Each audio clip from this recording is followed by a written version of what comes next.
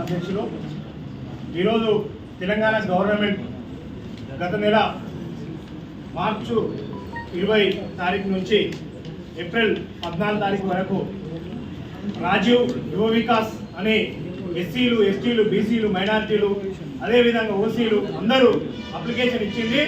దానికి 16,23,000 మంది పైన దరఖాస్తు చేసుకోవడం జరిగింది. ఈరోజు గవర్నమెంట్ ఏమంటుందంటే అప్లికేషన్ చేసుకున్నప్పుడు ప్రతి నిరుద్యోగ యువకుడు గ్రామాలలో మండల ఎంఆర్ఓ ఆఫీసుల చుట్టూ మీ సేవల చుట్టూ తిరిగి వారాలు గడుస్తుంటే కుప్పల ఫైల్ అయినా కానీ దగ్గరుండి వందలు ఖర్చు చేసుకొని ఈరోజు అప్లికేషన్ చేసుకుంటే ఈ గవర్నమెంట్ ఏమంటుందంటే సిబిల్ స్కోర్ ఉంటేనే లోన్ ఇస్తాం లేకపోతే లేదంటున్నారు. 18 సంవత్సరాల యువకుడు అప్లికేషన్ చేసుకున్నప్పుడు ఆ యువకుడికి ఏ నుంచి సివిల్ స్కోర్ ఉంటుందో ఒకసారి గుర్తు చేస్తున్నాం.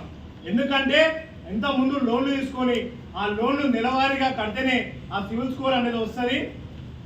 సివిల్ స్కోర్ కూడా 750 పాయింట్ల పైన ఉంటేనే అది గ్రీన్ పాయింట్లో ఉన్నందువల్లనే బ్యాంకులు లోన్ ఇస్తుంది.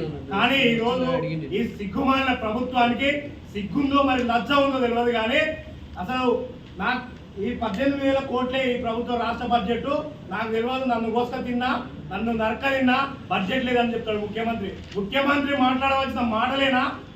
ఫస్ట్ నువ్వు అప్లికేషన్ చేసినప్పుడు ఏమన్నావు? 6,000 కోట్లు పక్కకు పెట్టినాం, ప్రతి అప్లై చేసుకున్న ప్రతి ఒక్క నిరుద్యోగికి మేము లోన్ ఇస్తాం 4 లక్షలు అన్నావు. 4 లక్షలు కాదు బిడ్డ, 10 లక్షలు లోన్ ఇవ్వాలి ప్రతి నిరుద్యోగికి.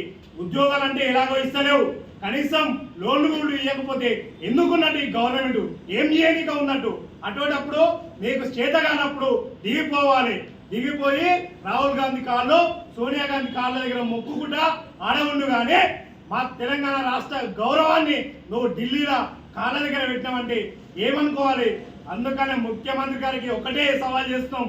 బీసీ విద్యార్థి సంఘం నుంచి ఇప్పటి వరకు 16 లక్షల మంది అప్లికేషన్ చేసుకున్న ప్రతి నిరుద్యోగికి లోన్ ఇవ్వకపోయినా ఎలా ఈ ప్రభుత్వాన్ని ముట్టడించి సెక్రటరియట్ కూలగొట్టడానికి కూడా సిద్ధంగా ఉంటారు. ఇవ్వని చోట రాష్ట్రంలో తెలంగాణ అగ్గిగుండం లెక్క మారుతారని మేము గుర్తు చేస్తాం. ఉద్యోగాలు లేక ఈరోజు ఒక్కొక్క నిరుద్యోగి ఈరోజు గ్రామ పంచాయతీలలో 300 రూపాయల కూలగోతురు అంటే అర్థం చేసుకోవాలి. కనీసం ఉద్యోగం అంటే కల్పించలేకపోయినావు. లోన్లు ఇవ్వనీక నీకేమవుతుంది? లోన్ సబ్సిడీ ఇస్తున్నావు, సబ్సిడీ ఖచ్చితంగా మేమే కట్టుకోవాలిగా. అందుకనే ముఖ్యమంత్రి గారికి ఒకటే తెలియజేస్తున్నాం, త్వరలో మీరు లోన్లు ఎంతమంది అప్లై చేసుకున్నారో వాళ్ళందరికీ లోన్లు ఇవ్వాలి. లేని పక్షంలో కృష్ణన్న గారి నేతృత్వంలో పెద్ద ఎత్తున ధర్నాలు ర్యాలీలు ఉంటాయని గుర్తు చేస్తున్నాం.